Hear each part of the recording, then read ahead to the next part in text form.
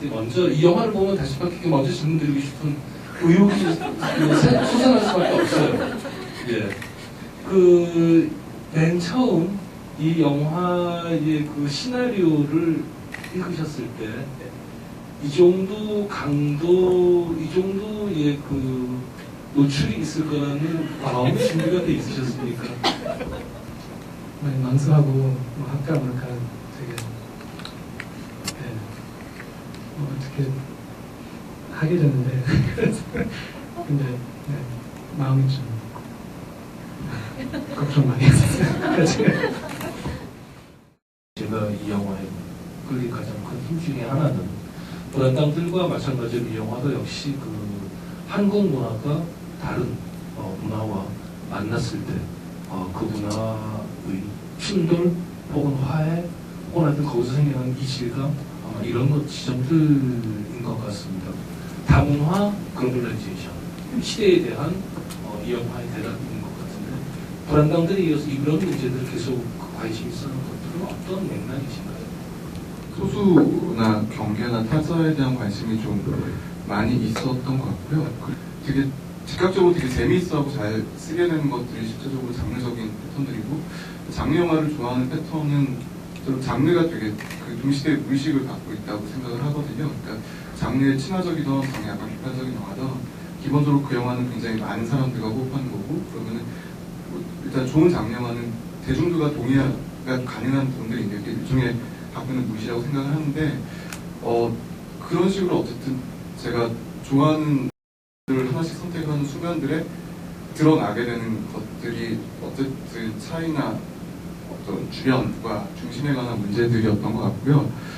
실제적으로 계속 하다 보면 문득문득 표현되는 게 한국이라는 공간 안에서 총체적으로 이런 어떤 시선의 모순이든 관계의 모순들이 풀리기가 되게 애매하다는 생각이 드는 게 한국이라는 공간 자체가 기본적으로 굉장히 외부의 시선을 의식하는 공간이고 그게 실제적으로 현재에 와서는 실제로는 굉장히 많은 외국인들 있잖아요. 100만 명 정도가 들어와 있다고 하는데 그게 굉장히 일상적으로 부딪히게 되는 문제가 돼버린 것 같아요. 근데 그런 부분이 굉장히 그러니까 굉장히 의식적인 공간이고 그것이 굉장히 한국의 일상적인 패턴도 굉장히 많이 바꾼다는 생각이 들고요. 그러다 보니까 제가 다루려는 사람들이 되게 모순의 핵심, 저 나름대로 어떤 사회를 드러내는 모순의 핵심에 들어가는 공간에 자꾸만 어쨌든 외부의 타자의 어떤 사람들이 자꾸 들어오게 되는 것 같습니다.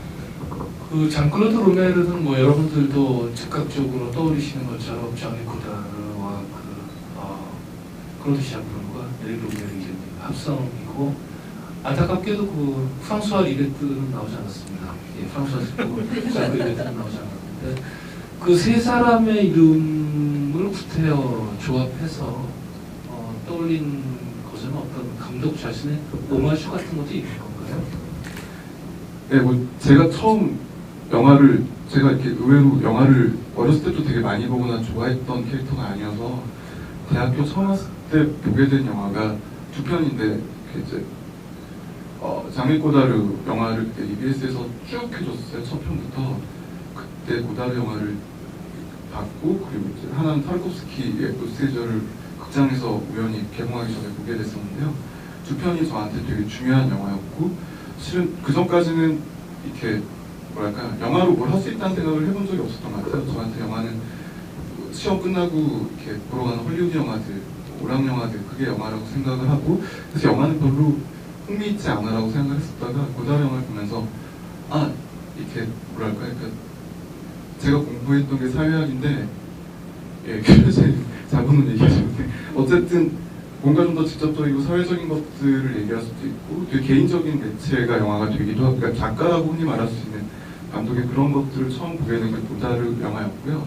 저는 솔직히 고다르 영화 통해서 장르 영화도 보게 된 것 같아요. 그러니까 고다르가 장르를 다루는 방식 유머러스하게 장르를 쓰는 방식 장르 영화 찍어도 그런 영화 찍고 싶다는 생각을 되게 많이 했었던 것 같고요. 에릭 루메르는 저한테는 되게 다가갈 수 없는 제가 흉내도 못 내는 예를 들면 어디 가서 비슷한 영화 찍겠다고 말할 수 없는 저랑 완전히 다른 영화를 찍으시는 분 그래서 너무너무 그 영화 너무너무 좋은데 그래서 되게 부러운 사람 어쨌든 제가 다른 영화 찍더라도 끝까지 놓치면 안 된다고 생각하는 감독 중에 한 사람이고요. 뭐 실은 타콥스키도 그런 사람이지만 이름에 우리를 맞추기 위해서 로메르가 필요했고요. 로메르는 저한테 그런 사람이고 실제 제 아이도 로메르긴 한데 예, 그런 게 있고 클로샤브롤은 저한테는 이렇게 뭐랄까 제가 약간 좀 영상에서 좀 약간 열등생 이렇게 좀 못하는 애 그러고 좀 예, 영화를 과연 잘 찍을 수 있을까 뭐 이런 느낌이 있는 캐릭터였었는데 샤브로는 저한테 좀 그런 느낌의 감독이에요. 뭐랄까 루베가 감독 중에서 좀 많이 성향이 다르고 굉장히 어떤 다른 장르 영화를 찍고 그런 거에서 다른 어떤 루베가 감독들하고는 좀 다르고 실은 좀 약간 같이 다니면서 되게 왔다 치고 하지 않았을까? 막 이런 느낌이 드는 감독이었거든요. 근데 지금 영화들 물론 그때 영화도 굉장히 좋지만 지금 보면 되게 무시무시하게 영화들이 좋거든요. 샤브로 영화도 그래서 되게 좋아하고요. 실은 뭐 자크리베트도 고다르처럼 되게 저한테는 영화 만들면서 되게 큰 게 보이더라고요.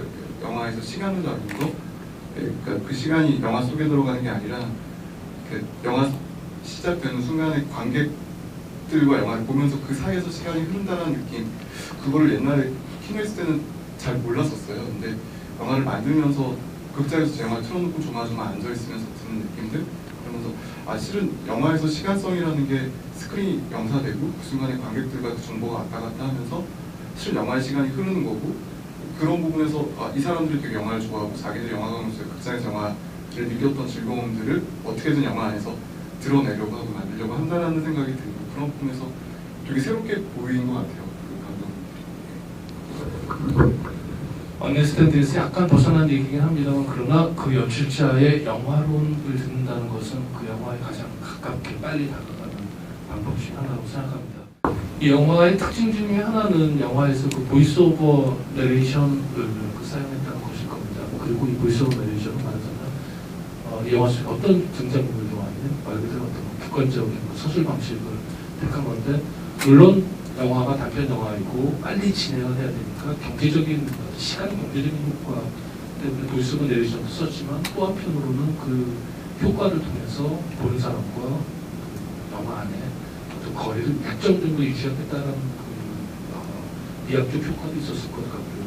이 플롯이 어쨌든 굉장히 찍는 방법의 경제성을 떠나서 시나리오 자체가 되게 경제적, 그러니까 캐릭터에 더 들어가거나 더 구체적으로 상황들이나 어떤 배경들, 그러니까 영화가 포지셔닝할 수 있는 어떤 부분들을 되게 성실하고 자세하게 쫓지 못하고 있거든요. 그런 부분에서 굉장히 심파적이거나 되게 낯뜨거운 해프닝 같은 이야기처럼 흘러갈 수밖에 없는 스토리가 있는 것 같고요. 그게 극복되기 힘들 거라는 생각은 들었어요. 그러니까 아예 작정을 그렇게 하고 썼기도 했고 이 플롯을 벗어날 수는 없을 것이고 그렇다면 이 플롯의 드라마에 사람들이 빠지지 않을 수 있는 태도들을 좀 가질 필요가 있다는 생각에서 나레이션 썼던 것 같고 그렇게 되면은 이렇게 바깥에 벗어나 있기 때문에 보이는 다른 요소들이 이렇게 눈에 띄지 않을까라는 생각을 했었던 것 같고요.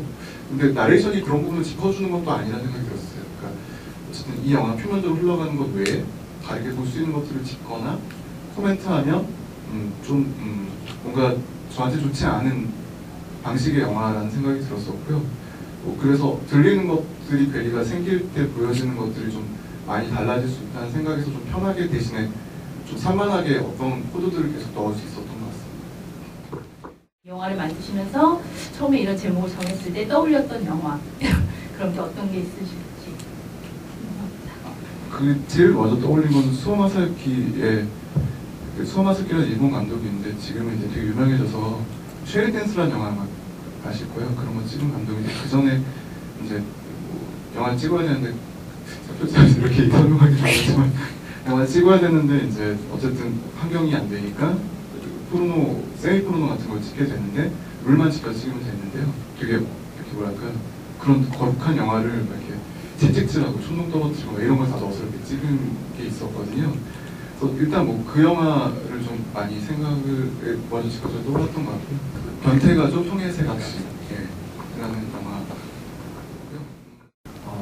장훈 감독의 장편 영화를 꼭 영화관에서 만날 수 있기를 여러분들께서 마음으로 응원해 주시면서 박수로 맞이해주세요. 그리고 다시 한번